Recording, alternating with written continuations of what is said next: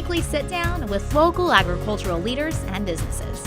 This is Tailgate Conversations. Sponsored by Pinegar Chevrolet. We're here on the 7th Congressional District Ag Tour, originally started by Congressman Roy Blunt, now led by the current Congressman Billy Long. There's going to be 3 stops today, and we're going to start off with the Pinegar Limousin farms, head on down to Rogersville to the Mooney Dairy Farms. We'll round it all off at the College of the Ozarks. So come on, let's take a look.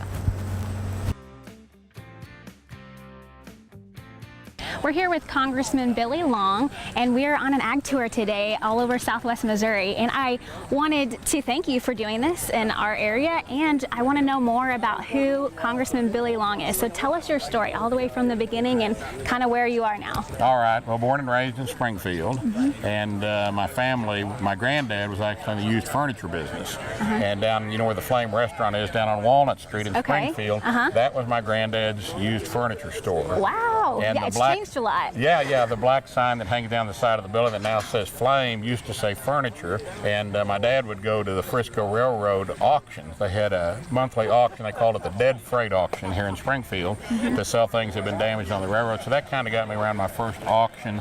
My dad carried me on his shoulders when I was 2 years old. Where you got the itch? Yeah, it really was. I mean, it's the first, I can still see in my mind's eye here, 62 years later, as a 2-year-old. I'm 64 now, but you know, sitting on my dad's shoulders and all the activity in that auction down there at the Frisco Dead Freight Auction. And so years later, when I was in the real estate business, I became a real estate broker, but it was obvious I was going to starve to death as a 24-year-old kid trying to sell real estate. And so I thought, well, why couldn't you go off to auction school and learn how to auction these homes? And so that's what I did. You know, I've got a kind of a gift of gab, and I like to use a lot of humor in what I do, whether it's in Congress or whether it's, you know, in real estate and auctioneering. And so that's kind of, and then later in '99, I'm kind of like Jerry Clower, the old country comedian. I backed into show business. I became a radio talk show host at KWTO AM 560. KWTO, keep watching the Ozarks. Yep, that's where we hear the voice, the radio voice. Yeah, it covered part of 4 states and 95 counties, so that gave me a 6-year window, 3 hours every morning. Still had no clue I'd ever run for Congress, but when I did run for Congress 3 or 4 years later, my name ID was off the charts compared to other people between auctioneering 30 years, selling real estate for 30 years, talk radio for 6 years during that 30 years. You had friends in all these different facets. Well, what I did over 200 auctions a year for 20 years. If you do 200 auctions a year, you look at 600 because you turn down 2 out of 3. It's not the right property. The people want too much. You're just not going to make a good auction. And so I was in 600 people's homes for 20 years with my feet under their kitchen table, with my, you know, sitting on their sofa in their living room talking about selling grandma's antiques or liquidating their real estate. Yeah, you heard everybody's story. Yeah, and so I really had a handle on what people were thinking here in Southwest Missouri. So combination of the name ID I gained from the radio, auctioneer, real estate career of 30 years, that name ID when I went to run for Congress, it was really beneficial. So that's what somebody asked me the other day. They said, well, how do you run for Congress? What should I do? And I said, well, I'd recommend having a 30-year, you know, career in auctions and real estate, and then come back and talk to me. Yeah.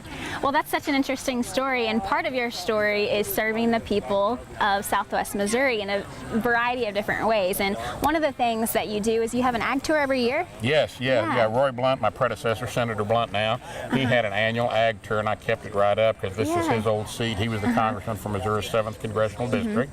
I'm now congressman from Missouri's 7th Congressional District, so we didn't miss a beat. And Bob Kohlmeyer, who all the farmers know, does all my agriculture thing. He's my ag guy in my office, so he attends all the farmers' meetings when he's me when I'm not here. When I'm in Washington. Your eyes and ears. Colin Peterson, the chairman of the Agriculture Committee, who's here today on our farm tour, and he happens to be a Democrat. So, you know, we do a lot of things in a bipartisan fashion for agriculture, and Colin is here today with us, so I'm real glad to have him here on the ag tour. Well, very good. Well, let's kind of walk around and we'll look and see what we're some of the champion cattle that we're at Pinegar Farms right now.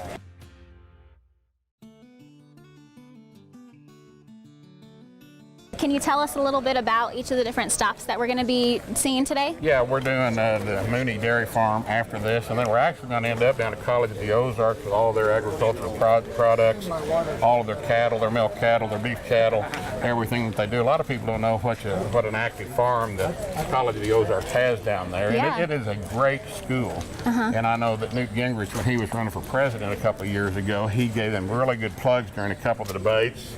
Gave plugs to College of the Ozarks, and it's such a great school. Mike Usry, who works for me, he's one of my field people here in Springfield. He went to College of the Ozarks, graduated. He met his wife there. So I've got 2 College of the Ozarks grads right there in my office. So let's go down here and find this state champion from the Sedalia State Fair, Missouri State Fair, male, right down here. We see him. Yeah, this is the grand champion state fair bull right here, and they're real proud of it. And just the fact that it stands there like that, there's a lot of work, a lot of money, a lot of time, a lot of effort going into raising these good Limousin cattle like this. And I know Pinegars have been at it for years and years. And across the way over here is the state champion female, and I understand she's about to calve. Yeah, going to calve the first part of October or so. So that's exciting. yeah, we'll have to come back out here and film the calf then. That'll give us an excuse to come back out here to Pinegar Land and Cattle Company. Well, since we're here in the barn, you not only serve folks who live in the rural area and who are agriculturalists or farmers, but you also serve people who live in the urban area, in the Springfield-Joplin area. So how do you serve both of those people in your seats well? We have 2 offices here in the district. In Springfield, we have an office. In Joplin, we have an office. Then, of course, our office in Washington. I've got really, really good people. When I ran for Congress, I said my forte is hiring good people, and like Teddy Roosevelt said, stay out of their way and let them do their work. And I've always been really good at that. So that's the same way in these offices. We've got 2 really good staff here in the district, and they handle all the concerns and everything that someone needs to, whether it's a veterans issue or whether it's an agricultural issue or an IRS problem, SBA, whatever their problem might be, we handle those for them. But you do have 2 distinct groups. You've got Joplin, Springfield, Branson, the more urban areas, and then you've got the hinterlands, as I call it, out there. And broadband internet access is something I've really been working on. Senator Blunt's been helping us with that. And just because a kid lives out in the country doesn't mean he shouldn't be able to do his homework. Right. And I was saying that on a radio interview today, and the person on the other end of the line, the show host, said that, I can testify that, because he said his son lives with his ex-wife down in West Plains or somewhere and doesn't have the access, and said he had to come up here to my house in Springfield to get high-speed internet so he could do his homework and prepare, a project. So it's really important. It's vital for farmers and students to have that access to internet, to use the technology that any of us need to do a proper job for whatever it is. You bet, you bet. Yeah, farming's come a long way over the years, and technology is a huge part of that. I just want people to know that we're there to help. So that's the main thing I want to put forth to people, is that when I started running for office, Roy Blunt said, "You're doing the hard part now, running for office." He said the best part is when you're in office and you can actually help people. Truer words were never spoken. It's really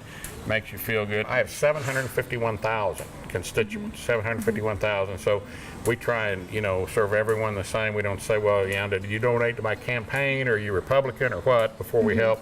We just help them. Very nice. Well, thank you so much for your time, and I appreciate you sharing your story with us. All righty, you bet. And we'll see you next time. Until then, adios.